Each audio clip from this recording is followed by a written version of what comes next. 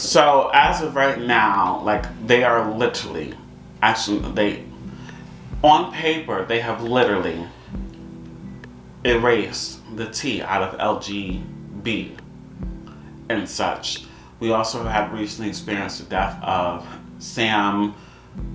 I can't pronounce his last name. I apologize. The trans man who was murdered in New York, and so many other things where they're trying to just they're constantly attacking the trans community every day.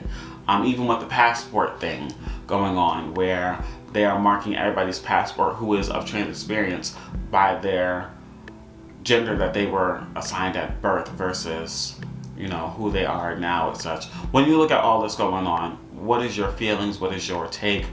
What is your view on that? It's tough. Yeah.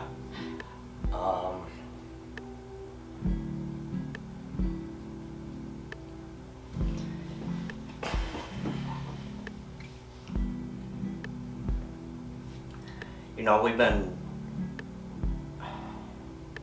Sorry. You need tissue or anything?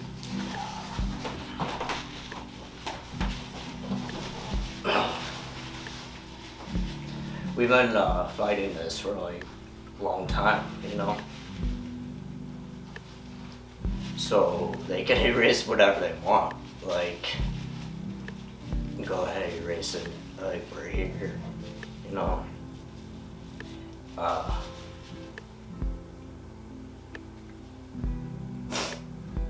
It's just tough because this is what I've been trying to tell people that have been close to me for a really long time. Hate and speaking, like, even words eventually turn into action, and now look at where we are.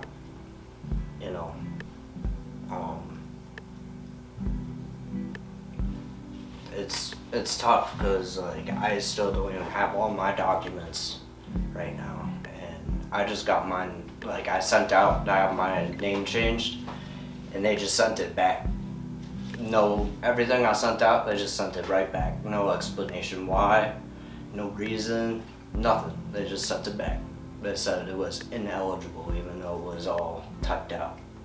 So that's tough, but on the grander scheme of it, it's more so like how, like, the mentality it's giving people. Like you said, Sam, like, that's gonna happen regardless. Like, regardless, people are people, and they're hurtful and hateful and do things that don't make sense. But we're giving people a voice that shouldn't have a voice, and not even that, but we're giving people, they feel like they can get away with things like that and just do whatever they want, and that's dangerous. Like, it's dangerous, and that's scary too. It's like almost like I've heard people from Germany say, like, America, watch out, you don't want concentration camps. Like, we've been through that, like, we know how it is, and, like, some people are really worried about that. Like, they're really worried that they're gonna throw LGBT people and shit like that, or like POC even. And it's just, I don't know, it's tough. But there's a lot of us, and as a community, if we come together, we can fight it. But it's just funny to me, like, seeing shit like this, because it's like, when they run out of people to discriminate against, where do you think they're gonna go? They're just gonna find the person who's got, like, the brownest hair and start discriminating against them. It's just fuckery. Like, I can't believe that we've gone back so far. It's real crazy. I feel like, politics are doing what they have been doing to trans people for a long time, which is trying to dehumanize us and make it seem like we are the enemy to the world. And I think, especially when it's coming from the highest government in our nation, I think it makes people feel like when they take the life of a trans person, that it is justified. And I think that it's beyond horrible that we live in a country that will sit and dehumanize its citizens. Because at the end of the day, no matter how you look at us, we are still citizens of the United States. We still have to pay taxes like everybody else. We still have to get up and do the things, follow the laws that everyone else has to follow. But there are so many other people in this country who are protected by laws that we are not protected by. And I think it's inhumane. I don't think there are so many other groups of individuals that don't have to have a day of mourning every single year. And it's not to take away from the people who passed, but it should be to show the people who are still here, the people who are making the laws, they should think about this. Why is it that we have to have a day of mourning every single year for this specific community?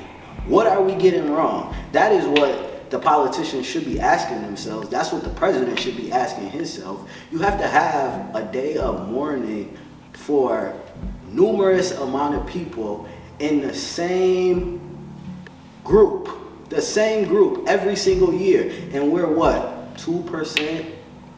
Less than 2% of the whole population of the United States?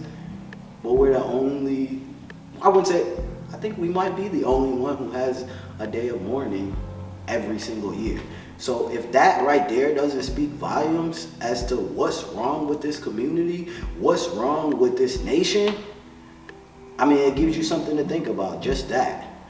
But look at what our government is doing. They are attacking the most marginalized people in our communities, which is children. You're attacking children because gender affirming care for children is usually never, I believe less than 1% is surgeries. I have tons of trans and gender expansive kids that come to my groups every year. And out of all of them, I can't think of any of them who have had gender affirming surgery yet. They love to be affirmed by you calling them by their preferred and their affirmed name. They love to be affirmed by calling them by their correct pronouns. They love to be able to wear the clothes that make them feel comfortable. They love to have the hairstyles that make them feel comfortable. And I can't think of any kid, trans or cis, that doesn't think that way. So you're sitting here marginalizing youth who are already marginalized. You're attacking youth, kids, and not for nothing, it has a huge effect on them. I have a group that's 5 to 12-year-olds, and then I have a group that are teenagers. And the 5 to 12-year-olds, most of them don't watch the news. And their self-esteem is so high. It is such, it warms my heart to see them walk into a room and just be like, Mr. T, guess what? I got my bangs cut today, and I can do a cartwheel, and my favorite video game is this, and I watched anime all weekend, and I look just like the little girl from anime when my mom does my hair like this. And that's coming from a little trans girl. And then I see the trans girls that are teenagers, and they come in and ask me questions like, Mr. T, how long am I gonna be able to be trans in this government? How long am I gonna be alive? So it's a big disconnect that happens. And I think it's really, it has to do with the government, it has to do with adults, it has to do with the media, it has to do how you're damaging these kids' self-esteem by treating them differently than all the rest of the kids, by telling them that, you know, basically that they're inhumane, by telling them that they shouldn't have rights and autonomy over their own body and choices. And it's damaging them. And as adults, you should all be ashamed. You should. I want to add in a part that you had talked about before, but I think it's important, regarding allies. Because right now, I've seen this as well. I've been seeing it for a bit. You have allies. You have the CEOs and people who work for nonprofits, more so the white gay men, using what's going on with the anti-trans bills and the pain of the trans community as a talking point, but yet there are no trans people speaking up at these rallies that's being held, especially trans people of color, all this stuff. What's your take on all that, if you have one, and your experience with that? I think right now, the time for allies is done.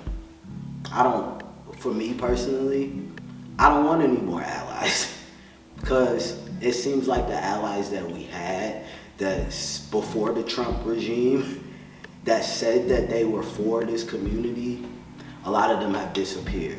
So, and a lot of allies, they're only about money. Money, that's it. You wanna write a check and call yourself an ally. You wanna donate a few dollars that don't matter to you as a tax write-off and call yourself an ally. But you don't wanna be a real... So this is why I say I'm done with allies. I want accomplices.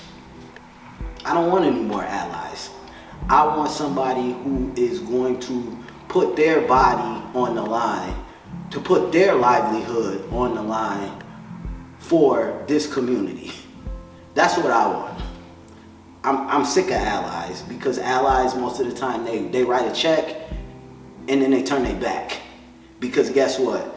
Somebody with a bigger check is writing a check for them.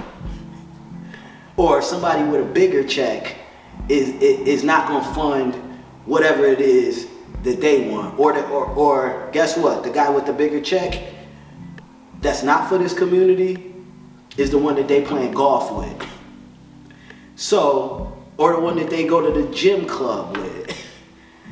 So I don't want no more allies. I'm tired of allies, you know. I want accomplices. I want people who are really for this community, who are really for the liberation of trans people, who are for the liberation of all of these marginalized communities. That's what I want. I want somebody who is gonna go above and beyond.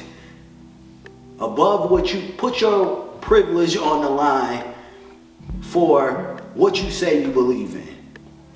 Don't just write a check and turn your back, because you can write a check and then you can go vote for the opposition.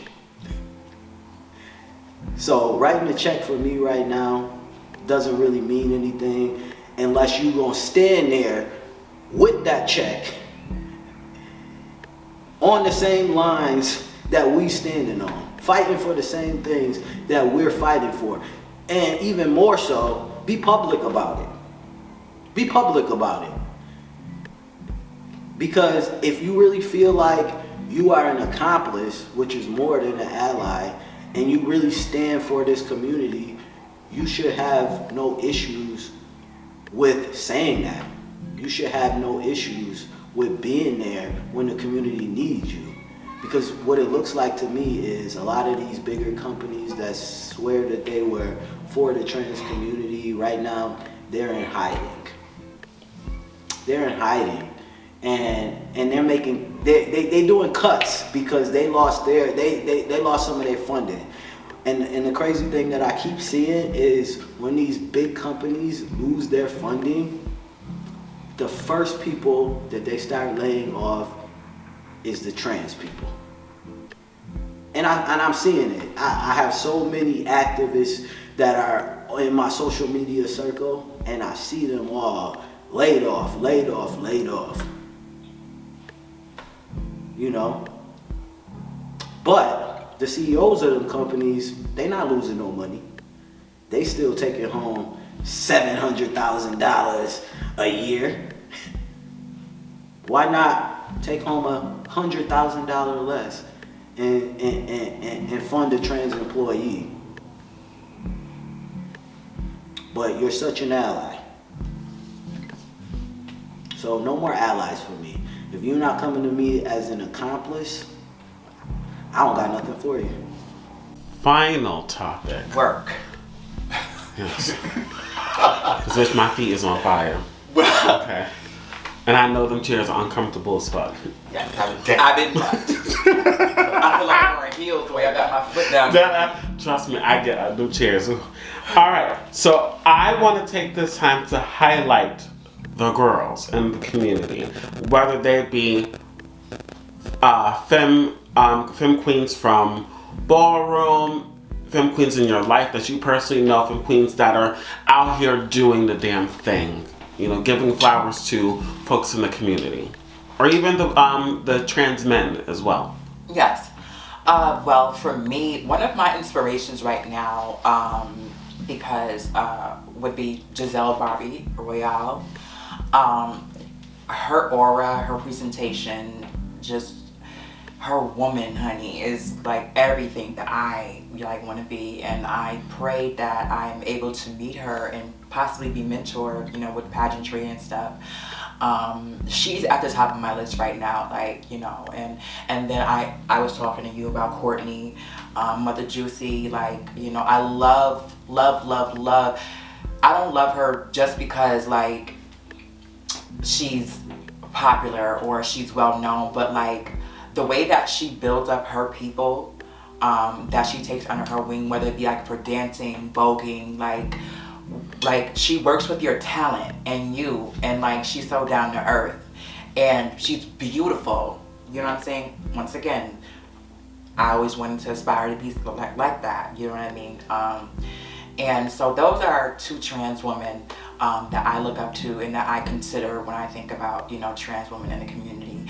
I don't really have much on trans men. I only know a few, so I don't have any that like I like, you know, like look up to, or I have any like, I don't want to say positive words for, but for the ones that I have met, you know, because I will say that I've been meeting a lot more.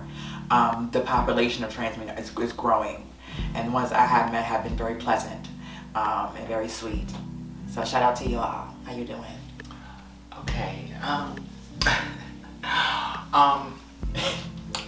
Two online on the internet, I watch two trans women all the time. Like, I love how I'm a people person and I'm a girl's girl, so I like girls who are just down to earth.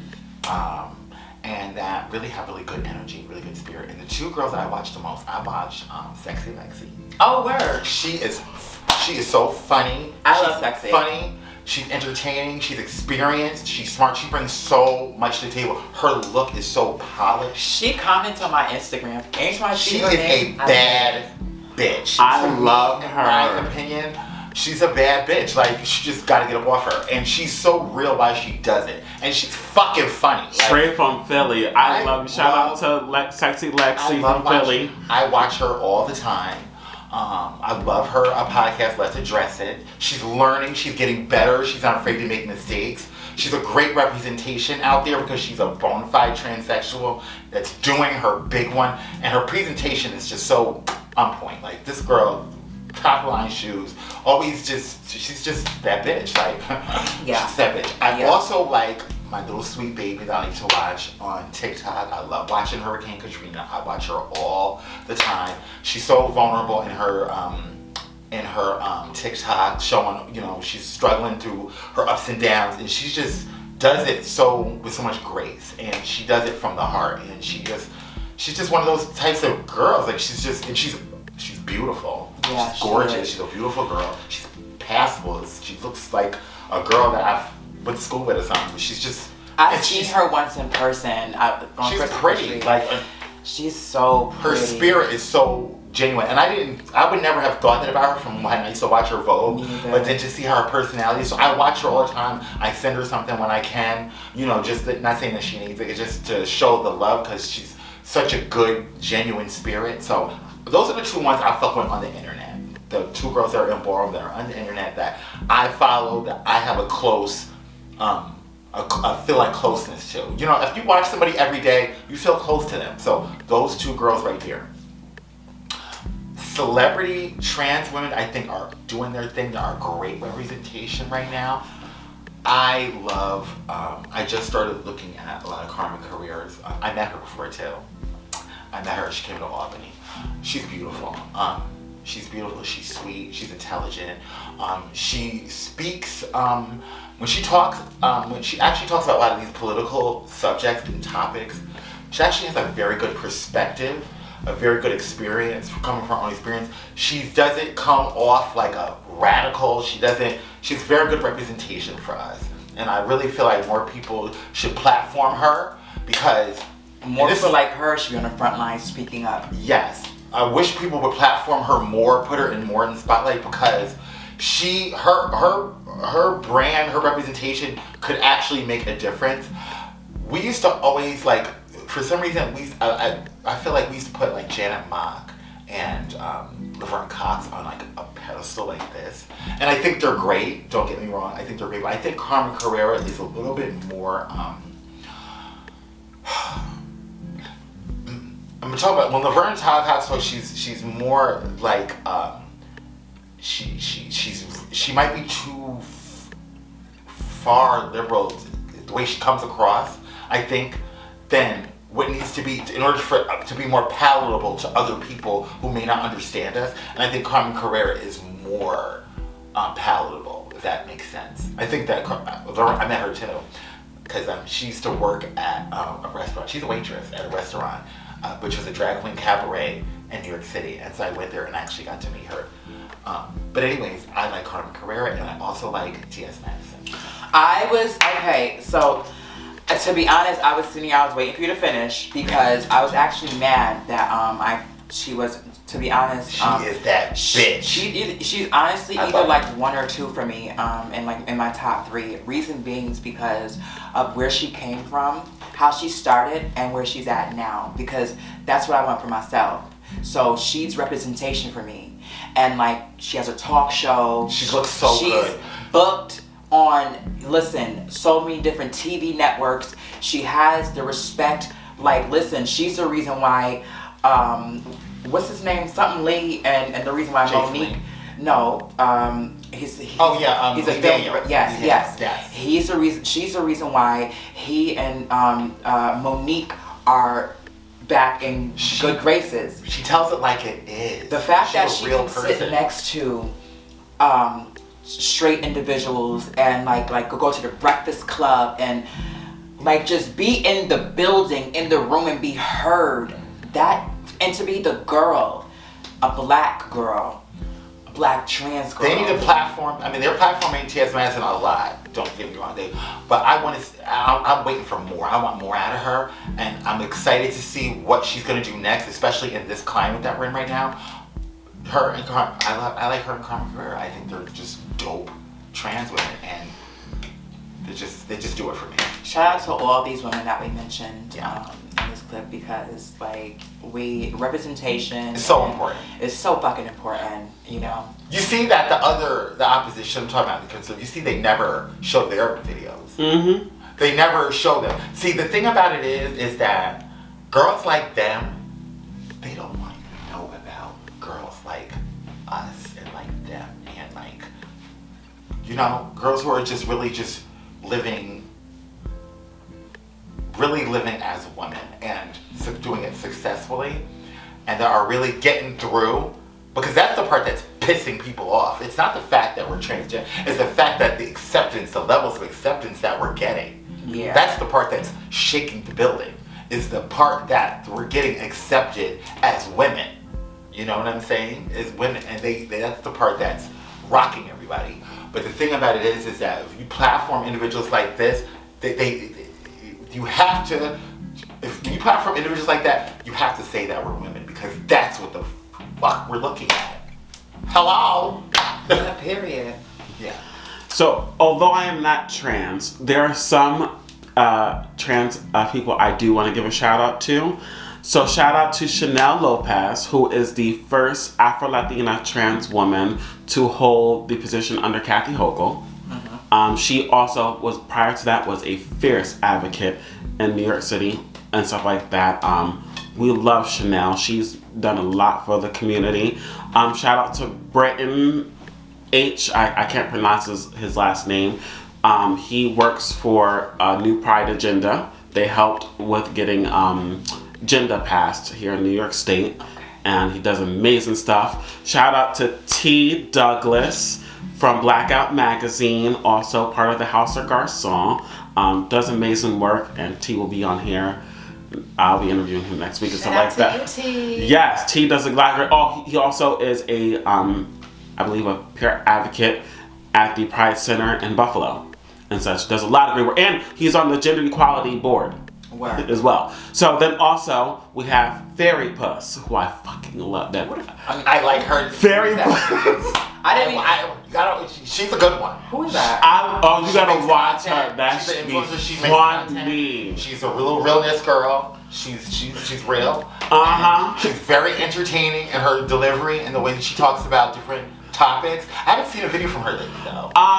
Me too. I was gonna hit her up because we follow each other. I was like, girl, where you at? Because I asked her last time she was taking a break, but then they banned her Facebook, or no, her YouTube. They did. It's gone.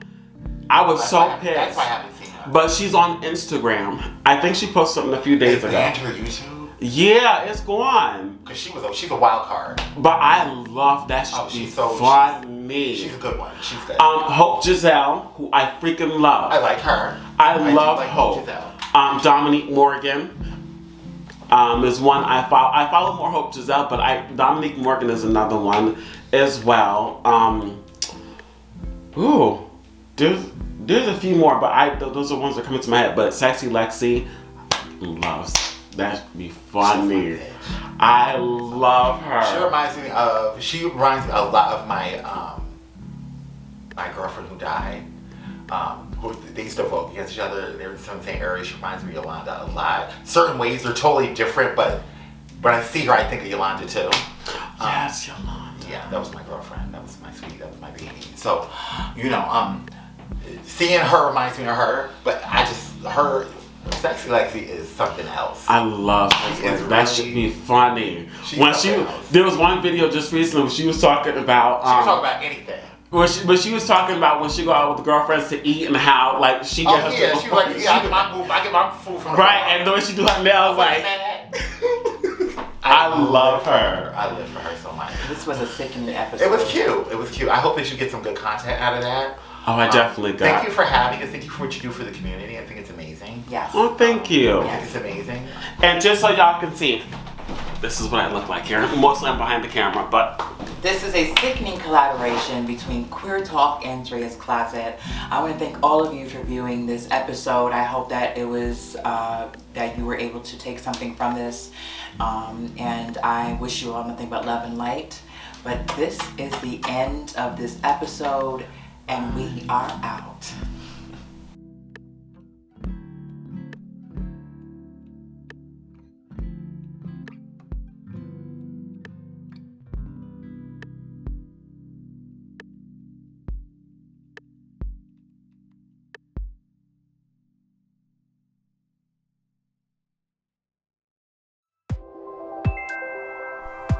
Love is the highest vibration.